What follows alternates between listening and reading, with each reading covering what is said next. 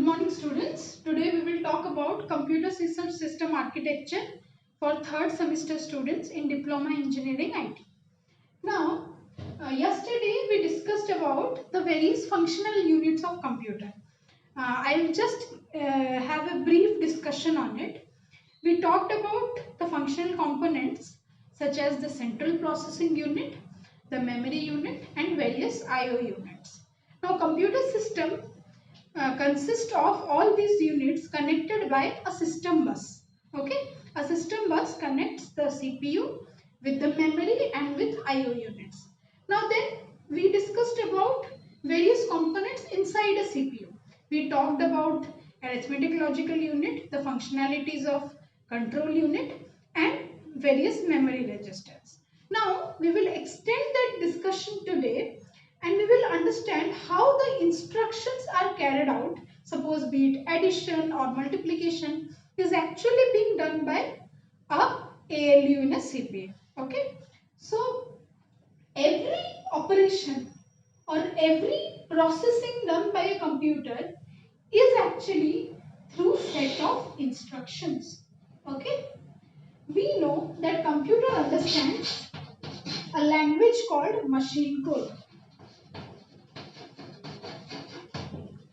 Now, machine code is nothing but binary sequence of zeros and one. Okay, so what is machine code? This is some sequence of zeros and one. Now, can we understand this? Can we write programs on this?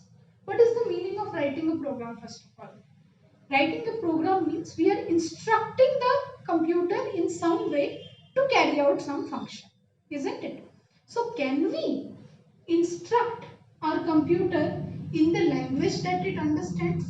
Can we write code in binary? No, right?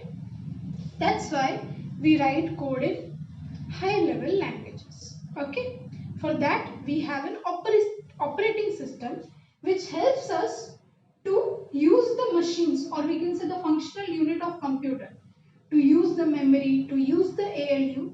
We have, that is to use the hardware, we have operating system which helps us to access the computer for carrying out various instructions. Now, I will give you an overall idea how the communication takes place with the computer, how computer knows what it has to do. User interact with OS. OS is nothing but an interface between user and computer. Okay, I'll say just user. Now,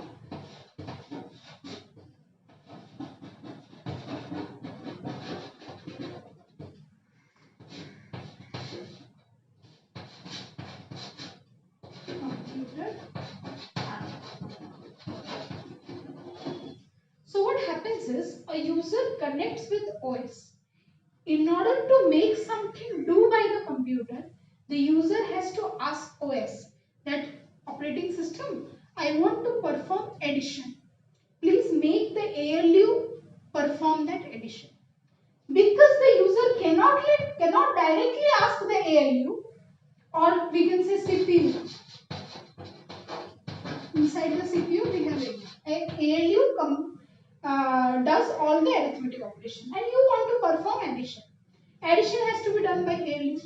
You have to ask the OS. OS is responsible for making use of computer hardware. Why? User cannot access computer hardware directly. As I said, we cannot instruct the computer by writing in binary code. Okay? So this much is clear to everyone. We have to perform operation through OS. Now, OS has to ask the ALU to do the job, that is to do the addition. How does it tells the CPU or ALU? Through instruction set architecture. So it has to ask the ALU that you have to do some addition. How? Through this interface called instruction set architecture. It has to instruct, it has to give some instruction to ALU that please do addition. Then only ALU will perform addition and give the result to OS, and OS passes the result to the user. So you can get, yes, I provide A, B, and I get C as the result. Okay.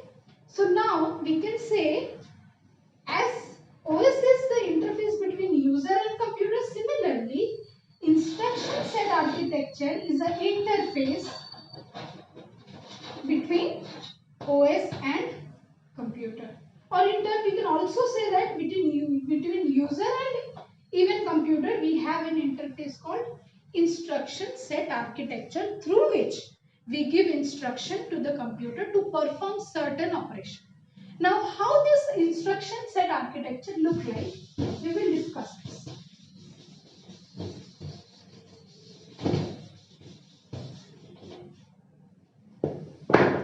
Now, before moving on towards the instruction, we need to know what instruction actually do. It performs various operations. Now, what are the kind of operations we have? Instruction end result is, it gives us some processing of operation. It gives us the result of some operation. What are the operation? We have arithmetic operation, logical operation, okay? We have relational operation, bitwise operation. Now what is arithmetic operation? Plus, minus, mod, divide, multiply. All these are arithmetic operations. What are logical operations? We have or, and, not. These are all logical operations. What is a relational operation? Greater than, equal to, less than, equal to. And what else we have? Bitwise. Bitwise means 0, 0, 1, 1. Suppose bit by bit, adding bit by bit ORing. So suppose we are doing bit by bit ORing. 0, 1 OR is 1. 0, 1 OR is 1. So what is the result of this bitwise ORing? 1, 1. Similarly, we can do bitwise AND. Bitwise is nothing but doing AND or operation, or we can say we are performing logical operations on binary bits. Okay, then we call it a bitwise operation. All these operations are done by ALU. ALU means, okay.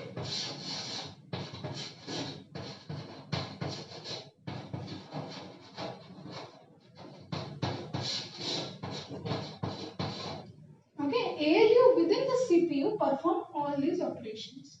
Now to perform an operation, we have to have a operator. Suppose addition. Addition is an operation. Here we have an operator, and this is called operator. And we have operands. What are the operands? Operands are the numbers on which we have to perform the operation, that is addition. We have to perform the addition on two operands. Why? Because we need two numbers in order to add them. Such an operation is called binary operation. Why binary? Binary means two. Two means we need two operands. These are called operands. So, to perform an operation, we need operands and operator. If an operator performs on two operands, then we call it as a binary operation. If the operation is carried out on only one operand, we call it as unary operation. Okay.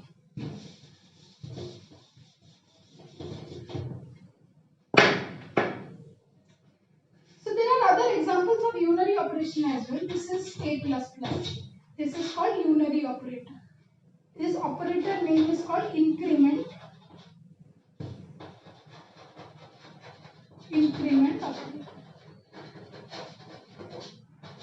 Okay. And it has only one operand. That's why we call it as unary operation. Okay.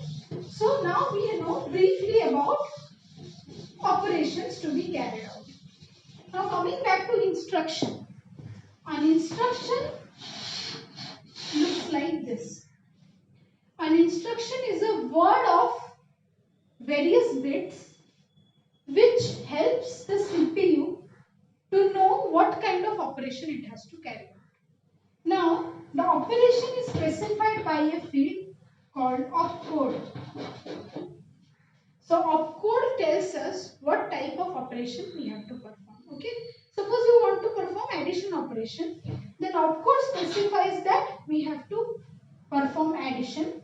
CPU sees the opcode and then realizes that yes, it has to do addition. So, by opcode is a field which determines type of operation. It tells us whether it is addition, subtraction, multiplication or modulus or some logical operation or AND or whatever. Okay. Now there are other fields. Now for an operation to be carried out, we need an operator. We know what kind of operation it is through opcode. We also need operands, right?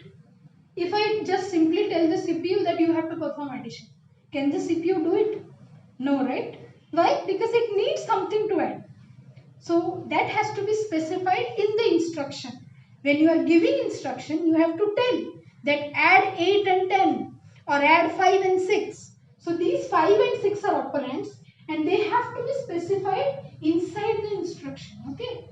So we have to specify operands. Now operand can be 2, 3, 4 depending on the type of opcode. It is a unary operation, then we have to give only one operand.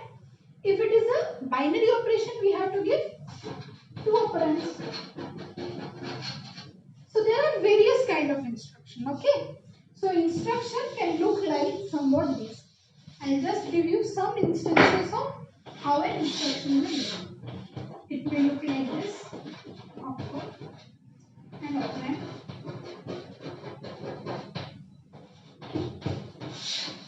It can look like this, opcode, operand 1, operand 2,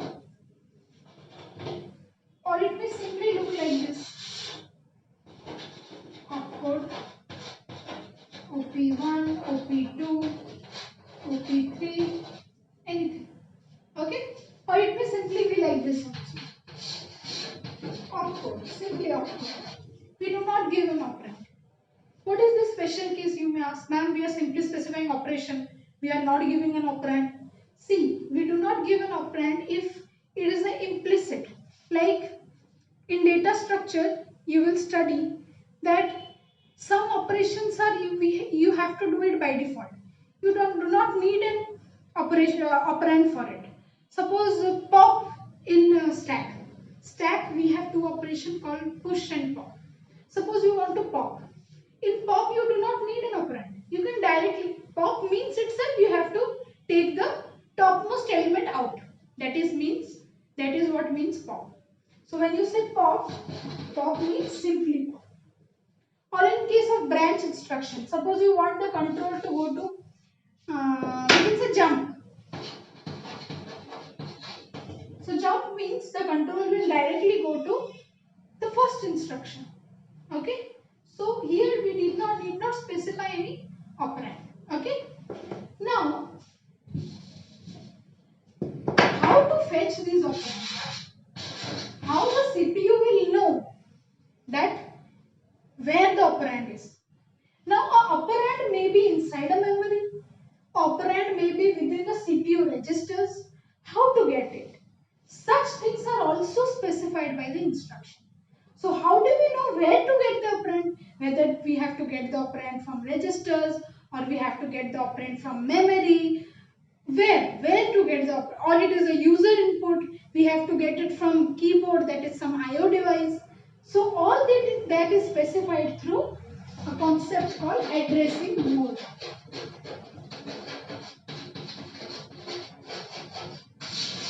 So addressing mode specify where the CPU has to collect the operand from. How can it get them? Suppose it has to do addition operation. Through the opcode, the CPU recognizes, yes, I have to do addition. Now, to get the numbers, operands, it may look into memory, it may look into IO devices, or it may look into CPU register. That it tells us by addressing mode. Okay. So I hope you got the idea about instructions. We will continue in the next class. We will start with addressing mode.